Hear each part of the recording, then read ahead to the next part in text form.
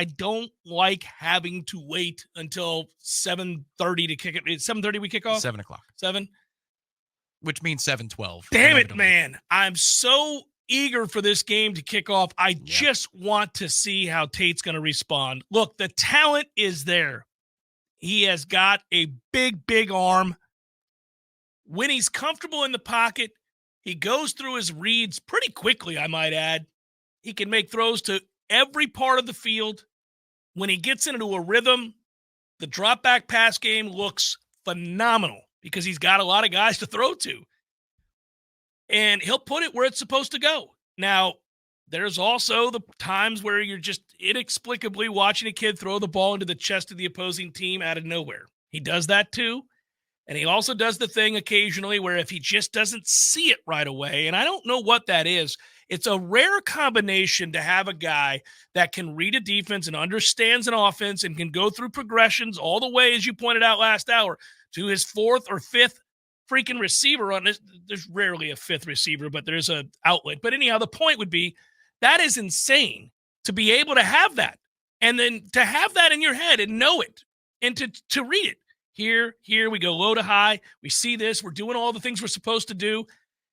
And then other times the play starts and you're like, throw it. He's right there. That's your first read. He's wide open. Hit him. That's read one. Sir. And then you're watching him run around and you're going, damn it, man. It is strange to me. Now, some of that is a lack of reps in a game. So there's a part of me that believes, and this actually could, hear me out on this. This could be the best thing that has ever happened to Tate Rodemaker.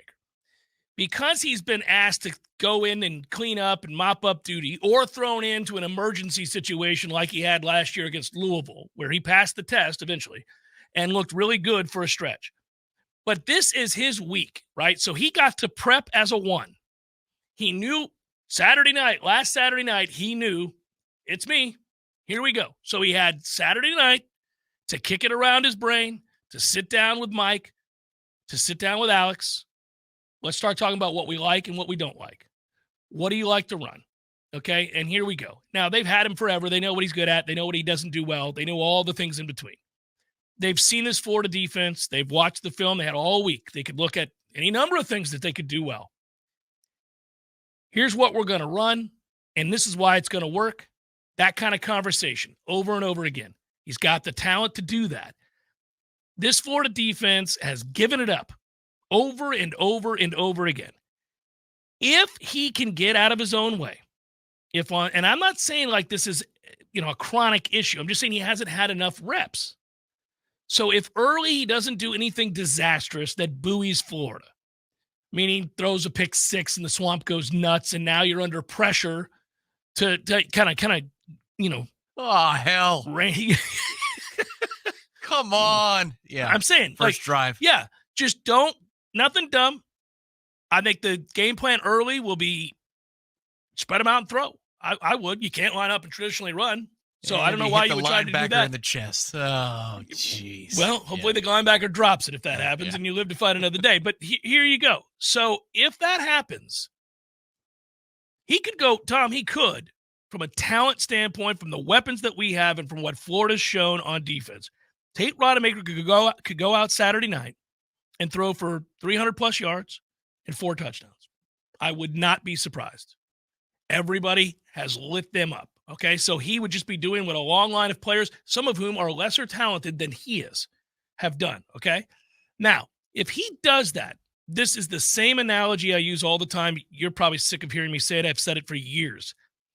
If you're a hitter in the midst of a slump and you go 4 for 4 against a pitcher with an ERA of 10, that is not what you're thinking about when you go up to the plate for your 5th at-bat in the next game.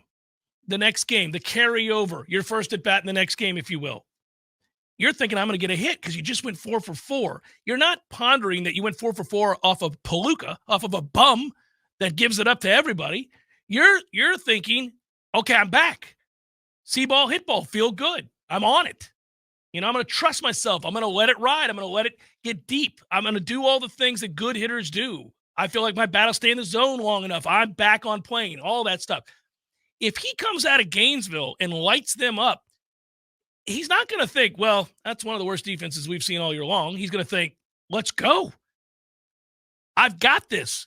You go into that ACC championship game against Louisville feeling very confident that you can execute this offense, that you have the requisite weapons to win and win convincingly. That's how he's going to think. And you build that confidence up, and all of a sudden, this team's a little bit more confident than a lot of people believe they could be after losing Jordan Travis. Look, you don't want to lose Jordan Travis. It stinks. We all know that.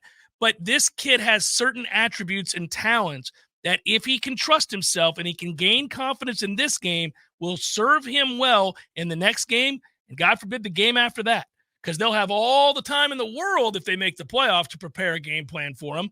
Now, again, that's a different animal. We'll cross that bridge, all those cliches. It's true. But I wouldn't be surprised that you see him play really well in the ACC championship game if he plays really well here. Yeah, the two things I'd say is even if he has a disastrous start, he's done that before Hang and bounced in, back. hang in. You know, from Louisville. In Louisville, you're saying, oh, my God, the game's over. Well, yeah, that throw Like he was comes in off the sideline. I think this game's over. I think we're going to lose. Then he throws the pick and you go, I know this game's over. We're going to lose. And then we come out of halftime and he balls. So he could have a catastrophic moment in the first quarter. Hang in there, everybody. Let's not have that. I know. There's no law, Tate, that says we have to have this catastrophic moment. Don't have it. But what I'm saying is he's come back from the dead before in that way. So just hang in there, even if there's a mistake early. The other part of it is this Gators defense does a lot of what Florida State's defense did towards the end of the Jimbo era and all the way through the Willie era, which is when they give up explosives, they point at each other, they pout, they put their hands in the air like, it's not my fault, it's your fault. Why weren't you where you're supposed to be?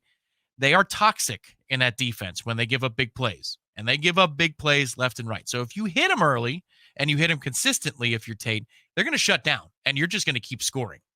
But if you make the catastrophic mistake early on, they might be a little bit more engaged and less inclined to point at each other when they give up a big play. So we'll see. What did you see that brought you joy?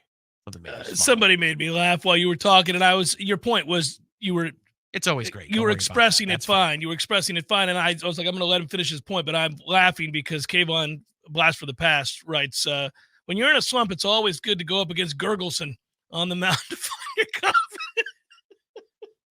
I had forgotten my references to Gergelson. Well, if you don't hit a linebacker in the chest early on, then you are facing Gergelson. You got Gergelson. Let's light him up. Yeah. You might be able to run the ball against this group, too. Well, hold on now, Tom. I know. That's not crazy person talk. Hold on now, buddy. South Carolina and Arkansas ran the ball on this team. Come on now, guys. We couldn't run the ball against North Alabama. We did. Well, we didn't start well, but we did. For a quarter, we couldn't run the ball. That's 4 quarters. Fair point to make, though, on the side here. We can hit a home run or two in this game. No. Yes, we could. I mean, it could be a blowout. You can loosen it. No. What I'm saying is it brings the average up to 4 or 5 yards a carry. Here's what I will tell you, though. Florida State does tend to start slow. We do start slow. Don't do that here. That you do not look. I'll just say this. If at the end of the first quarter, this thing's tied at 10, tied at 7, we're right where we need to be. We're going to be fine. Don't let it be 13-0 again. You can't. You're not going to continue to overcome that. Certain circumstances are going to get to a place, especially with a backup quarterback on the road at night in this place. They'll play over their heads. They'll begin to believe.